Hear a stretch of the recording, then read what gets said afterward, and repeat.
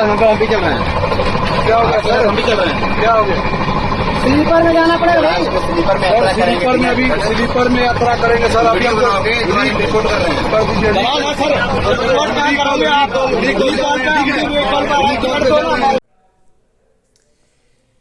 जय हिंद दोस्तों, मेरे चैनल डिफेंस डिस्कशन में आप सभी का स्वागत है। दोस्तों, ऑपरेशन सिंदूर के दौरान हमने देखा कि फौजियों की छुट्टियां कैंसिल की गई। उन्हें तुरंत अपनी यूनिट में रिपोर्ट करना था। कई हमारे फौजी भाई जो है ट्रेन के बाथरूम के बगल में लेटकर अपनी ड्यूटी पर पहुंचे और वहां पर उनका लेटना, वहां पर उनका बैठना भी टीटी को हजम नहीं हुआ। कईयों ने वहां से उनको हटाने की कोशिश की तो कईयों ने उनसे पैसे भी खाए। लेकिन मैंने 2 वीडियो इसके ऊपर बनाए हैं, लेकिन मुझे लगता है कि अभी जहाँ तक ये बात मैं पहुँचाना चाहता हूँ वहाँ तक बात पहुँची नहीं है। इस बात को रेल मंत्री अश्विनी वैष्णव तक पहुँचना चाहिए, रक्षा मंत्री राजनाथ सिंह तक पहुँचना चाहिए और जो हमारे बड़े जनरल्स आर्मी की मूवमेंट को कंट्रोल करते हैं उन तक ये वीडियो पहुँचना चाहिए, ताकि एक सच्चाई सामने आ सके कि आप जिन जवानों से आप उम्मीद करते हैं कि वो अपना सर्वोच्च बलिदान दें और वो पीछे नहीं हटते हैं, वो कभी उसके बदले कुछ मांगते नहीं आपसे, लेकिन क्या हम उन्हें ट्रैवल करने के लिए एक बोगी तक नहीं दे सकते हैं? क्या ऑपरेशन सिंदूर के दौरान मिनिस्ट्री ऑफ डिफेंस रेलवे को हिदायत नहीं दे सकता था कि जो भी जवान हमारे आ रहे हैं उनके लिए एक एक्स्ट्रा कोच हर ट्रेन के अंदर होना चाहिए? चाहे उसने जम्मू कश्मीर जाना है, चाहे पंजाब जाना है, चाहे उसने नॉर्थ ईस्ट में जाना है। ये कुछ सवाल हैं दोस्तों। और जो तस्वीरें आपने देखी, मैंने देखी, दिखाई भी, वो क्या ही उनके बारे में कह सकते हैं। बाथरूम के पास हमारे जवान बैठे हुए हैं और आके टीटी उनसे पैसा मांग रहा है। और मेरे एक व्यूअर्स ने तो यहाँ तक मुझसे कहा कि सर टीटी डायरेक्ट पैसा नहीं लेता है, आजकल समझदार हो गया है। वो कहता है कि कंबल जो देता है उसके पास पैसा दे दीजिए ताकि कोई वीडियो बनाकर उसे फंसा ना दे। तो ये भी एक हकीकत है। एक जवान का मैसेज आया सर कि अब ई टिकटिंग का जमाना आ गया है, हमें वेटिंग लिस्ट मिलती है और वो वेटिंग लिस्ट कभी क्लियर नहीं होती है। तो क्या इस देश का सोल्जर ये डिजर्व करता है जिससे आप उम्मीद कर रहे हैं कि वो आपकी तरफ आने वाली मिसाइल को, ड्रोन्स को ख़त्म करे?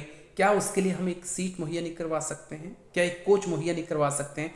इतना बड़ा रेलवे का बिजनेस है हमारा, इतनी बड़े रेलवे का नेटवर्क है, ना जाने कौन कौन सी train, bullet train, Vande Bharat, semi speed, high speed train सारी हैं, लेकिन एक फौजी एक स्लीपर कोच ही तो मांग रहा है। तो मेरी मदद करिए। ये मेरे जो भाई लोग, मुझे नहीं अच्छा लगा, हालांकि मैंने भी अपनी ज़िंदगी में कई बार ऐसा ट्रैवल किया है, लेकिन मुझे लगता है कि आज मैं एक वीडियो यूट्यूबर्स हूँ जिसमें मुद्दे उठाता हूँ, तो मैं उस जगह पर हूँ जहाँ से मैं इस आवाज़ को उठा सकता हूँ। थोड़ी सी मदद करिए, आप इस वीडियो को शेयर करिए। कुछ एक्सपर्ट से मैंने बातचीत की है, उसको भी आप थोड़ा शेयर करिए ताकि ये रेल मंत्री अश्विनी वैष्णव तक ये बात पहुंच सके। मैंने 1 या 2 वीडियो पोस्ट किए थे यूट्यूब पर, उन लोग काफ़ी लोगों ने उन्हें पसंद किया, बहुत सारे कमेंट्स भी आए, जिसमें हमने देखा कि फौजी जिन्हें इमरजेंसी ड्यूटी पे बुलाया गया, उनके पास रिजर्वेशन कराने का वक्त नहीं था, वो बाथरूम के बगल में सोकर जा रहे थे और वहां पर भी टीटी ने किसी से 3,000, किसी से 2,000 रुपए लिए। क्या यहाँ पर रेलवे को या डिफेंस मिनिस्ट्री को सोचना नहीं चाहिए कि इन फ्यूचर कभी भी फौजियों की जरूरत पड़े तो एटलीस्ट कम से कम एक कोच ट्रेन का उनके लिए हो? देखिए राजेश जी, नॉर्मली तो एक कोच होता है, वैसे एक हटा दिया सर 2022-21 में जब कोरोना अच्छा, आया उसके बाद वो बंद कर दिया मोदी अच्छा, गवर्नमेंट अच्छा, ने। उसके बाद तो आई थिंक ये पॉइंट बहुत ही साफ हो गया है। मैंने भी ट्वीट किया है रेलवे मिनिस्टर को कि ये एक बहुत ही अफसोसनाक वाकया है जब आप अपने देश के सैनिकों के साथ इस तरीके का व्यवहार करते हैं और उसको रेलवेज में उनको एक बेसिक आप उनको रिजर्वेशन नहीं दे पा रहे हैं, और जब वो आपके देश के लिए सरहदों पे जा रहे हैं, अपनी तैयारी अपना कर रहे हैं, और हो सकता है कि उनमें से कई वापस भी ना लौटे। तो आई थिंक ये एक बहुत इम्पोर्टेंट आपका मैसेज है और हमको इस मैसेज को आगे तक हमको लेके जाना चाहिए। प्राइम मिनिस्टर को भी इसके बारे में संज्ञान होना चाहिए कि इस तरीके के जो वाकया हैं वो दोबारा से नहीं दोहराए जाएं और जो भी करेक्टिव मेजर है उसको रेलवेज को इमीडिएटली ले लेना चाहिए। जी सर, थैंक यू, शुक्रिया। इस मुद्दे पर आपने बात रखी। मेरी लगातार कोशिश है, मैंने 2-3 वीडियो और बनाए हैं, आगे भी मैं बनाऊंगा, ताकि कम से कम डिफेंस मिनिस्ट्री और रेलवे मिनिस्ट्री तक एक बात पहुंचे, क्योंकि अच्छा नहीं लगता है सर, अच्छा नहीं लगता है कि एक जवान जो देश की सरहद की सुरक्षाओं के लिए जा रहा है उसके लिए बाथरूम में जगह है। शर्म आती है सर। लेकिन फिर भी आप आए सर और इतने गंभीर मुद्दे पर आपने बात रखी, इसके लिए दिल से शुक्रिया सर। Thank you. जय हिंद सर, टेक केयर। जय हिंद दोस्तों, मैं सबसे पहले तमाम देशवासियों और आर्म फोर्सेस को ऑपरेशन सिंदूर की सफलता पे बहुत बहुत बधाई और शुभकामनाएं देता हूं। कुछ दिन पहले जब ऑपरेशन सिंदूर की तैयारियां चल रही थी तो जो फौजी छुट्टी पे थे उनको रिकॉल किया गया था, और जैसा कि फौजी की सिखलाई होती है वो जल्दी से जल्दी ड्यूटी ज्वाइन करने की कोशिश करता है, और ख़ासकर उस समय सिचुएशन में जब एक इमरजेंसी की सिचुएशन हो।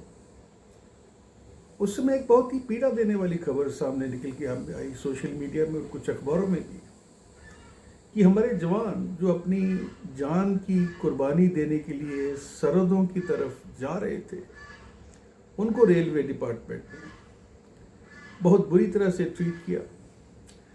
उनको सीट नहीं दी, उनको किसी किस्म की मदद नहीं दी गई, और इन जवानों को टॉयलेट के सामने जो उसका दरवाज़ा होता है और उसके बीच में जो जगह होती है वहाँ पे रात काटनी पड़ी ताकि वो अपनी ड्यूटी ज्वाइन कर सके।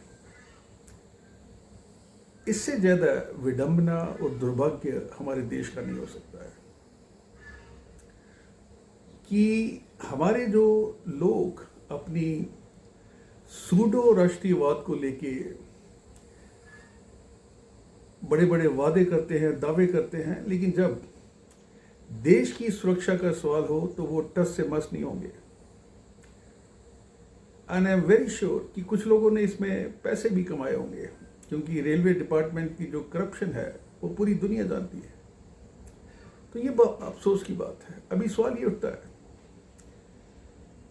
कि आज़ादी के बाद हमने इतने युद्ध देखे हैं, 47-48 का युद्ध देखा, 65-71, उसके बाद कारगिल हुआ, और आज अगर हम पीछे मुड़ के देखते हैं कि क्या हमारे देश में फौजियों की इज्जत है, क्या उनकी रिस्पेक्ट है, उनकी डिग्निटी है, उनको हम अप्रिशिएट करते हैं, तो सवाल जो सामने जवाब उसका आएगा वो ये कि नहीं। और इसकी जिम्मेवारी किसकी है कि वो लोग जो अपनी जान की कुर्बानी देते हैं, लड़ाई हो या अदरवाइज, वो लोग जो सीमाओं पे डटे रहते हैं, बर्फीली रेगिस्तान किसी भी जगह आप देख लीजिए, उनको अपने लोगों से क्या मिल रहा है? कुछ नहीं। तो मैं गवर्नमेंट से ये निवेदन करता हूँ कि सेंट्रल गवर्नमेंट और स्टेट गवर्नमेंट के ऊपर, क्योंकि ये आपकी जिम्मेवारी है कि आप हमारे जो फौजी भाई हैं, हमारे जो सशस्त्र सेना की, एयरफोर्स, आर्मी, नेवी, इनके जो अफसर्स हैं, इनके जवान हैं, इनकी फैमिली है, इनकी जो रिस्पेक्ट है, डिग्निटी है और ऑनर जो है, ये आपकी जिम्मेवारी है। कृपया इसको पूरा कीजिए, नहीं तो देश की जो सुरक्षा, संप्रभुता और जो टेरिटोरियल इंटेग्रिटी है वो कभी भी कंप्रोमाइज हो जाएगी अगर हम इसी तरीके से जारी रहे। Thank you. जय हिंद।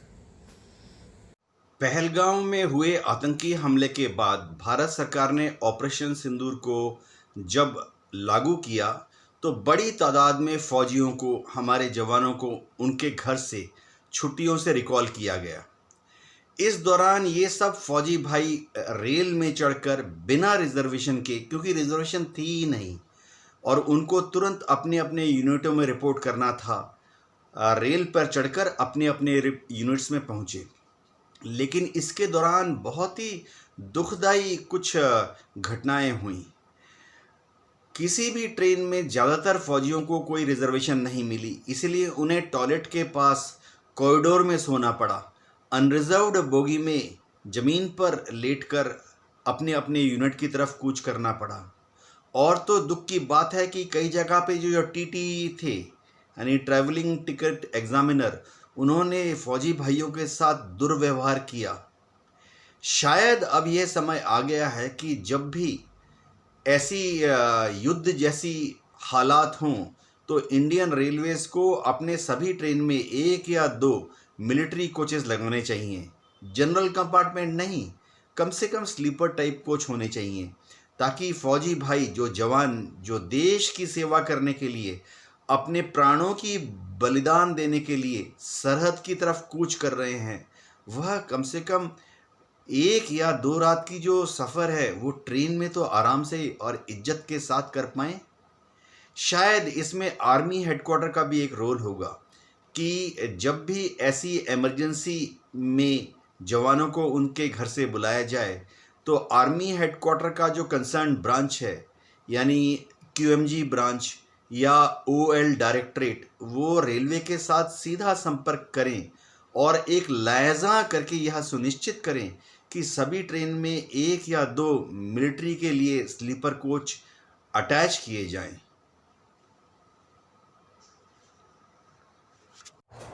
ऑपरेशन सिंदूर में भी और उससे पहले भी हिंदुस्तान के लोग चिल्ला चिल्ला के कहते हैं, जो यहाँ की जितनी पॉलिटिकल पार्टीज हैं वो चिल्ला चिल्ला के कहती हैं, वो कहती हैं हमें अपने सिपाहियों पर गर्व है, हमें अपने सिपाहियों पर गर्व है। लेकिन सिपाही जब उसे ऑपरेशनल ड्यूटी के लिए फील्ड में बुलाया जाता है और उसे अपने घर से स्टेशन पे जाके पता लगता है कि रिजर्वेशन तो है नहीं और टीटी उसे डिब्बे में से धक्का दे देता है या उसे लेट के या बाथरूम के आगे खड़े होके जाना पड़ता है, तब वो गर्व कहाँ चला जाता है जी। मेरा कहना यह है कि हिंदुस्तान में 144 करोड़ लोग और केवल 14 लाख की फौज, वो फौज एक 7,500 किलोमीटर समुद्री तट की रक्षा भी करे, सरहद की रक्षा भी करे, और तो और जब कोई कृत्रिम या प्राकृतिक आपदा आ जाए तो उसमें भी फौज को बुला लिया जाए और स्थिति नियंत्रण में आ जाए। वो फौज का सिपाही जो इतने काम करता है, क्या उसे रेलवे के अंदर कोई स्पेशल कैटेगरी में रिजर्वेशन नहीं दिया जा सकता? या जो वहाँ के टीटी हैं उनके ऊपर ये रोक लगा दी जाए कि आप ट्रेन के अंदर कोई भी नए टिकट को कंफर्म करने से पहले, सीट देने से पहले पहली प्रायोरिटी फौजी को देंगे, और अगर फौजी को वो प्रायोरिटी नहीं भी मिलती है तो कोई ना कोई अल्टरनेटिव अरेंजमेंट उससे छोटी क्लास में या उससे बड़ी क्लास में ऑटोमेटिकली अपग्रेड करके करेंगे। इसके अंदर कौन सी रॉकेट साइंस है? मैं एक वीर चक्र प्राप्त सिपाही हूँ, ज़्यादातर ये मरणोपरांत मिलता है, जिंदे कम है, मैं उनमें से एक हूँ। आज मैं ये सोचता हूँ कि अगर मैं उस समय शहीद हो गया होता तो फिर क्या आज ये सवाल पूछ सकता था कि यही आपका वो है जो आप कहते हैं कि साहब हमें अपने फौजियों के ऊपर गर्व है? गर्व है तो गर्व मैटेरियल रूप में प्रदर्शित भी होना चाहिए। जय हिंद। जय हिंद। ऐसे वीडियो सामने आ रहे हैं कि मेरे फौजी भाई जिनको ज़ीरो टाइम पे तुरंत तत्काल में सफ़र करना पड़ता है, जिनकी छुट्टियां रद्द हुई थी, कैंसिल हुई थी, कई लोग तो शादी करने अपने घर गए थे लेकिन छुट्टी कैंसिल हो गई थी उनकी, जिनको वापस आना पड़ा इमरजेंसी में, जिनको टेम्परेरी ड्यूटी पे कई बार पीस टाइम में भी जाना पड़ता है, उनको रिजर्वेशन नहीं मिलता है। तो इतनी नॉर्मल बात है कि बाकी जो मुसाफिर हैं, बाकी जो सफ़र कर रहे हैं, वो कोऑपरेट करें उनके साथ। क्या फ़र्क पड़ता है कि अगर आप अपनी सीट दे दोगे एक रात के लिए फौजी भाई को, भाई वो सरहदों पे आपकी, देखिए मेरी बिल्ली पीछे, वो भी रजामंद हो रही है, वो भी इत्तेफाक रखती है इस बात से। क्या फ़र्क पड़ेगा अगर आप अपनी एक रात की सीट दे देंगे? और जो टीटी साहब हैं, रेलवेज को मैं उनसे दरख्वास्त करता हूँ, विनती करता हूँ, प्लीज़ कोऑपरेट करिए। हमारे फौजी भाई सरहदों की हिफाजत करते हैं ताकि आप और आपके परिवार सब लोग रात को आराम से सो सकें। तो प्लीज़ मेरी हाथ जोड़ के विनती है, गुजारिश है कि उनके साथ प्लीज़ कोऑपरेट करें। जिस तरीके से वो सफ़र करते हैं भाई, नॉट डन। हमारे देश के जाबाज फौजियों को जो अपनी जान की परवाह करे बगैर अपनी जान की बाजी लगा देते हैं, अपनी जानों पे खेलते हैं और दुश्मन के आगे कूद पड़ते हैं आपको बचाने के लिए, क्या आप उनको अपने साथ ट्रेन के अंदर अकोमोडेट नहीं कर सकते क्या? जिस तरीके से मेरे फौजी भाई सफ़र कर रहे हैं, सफ़र in the sense, in both sense, सफ़र ट्रैवल और सफ़र झेल रहे हैं।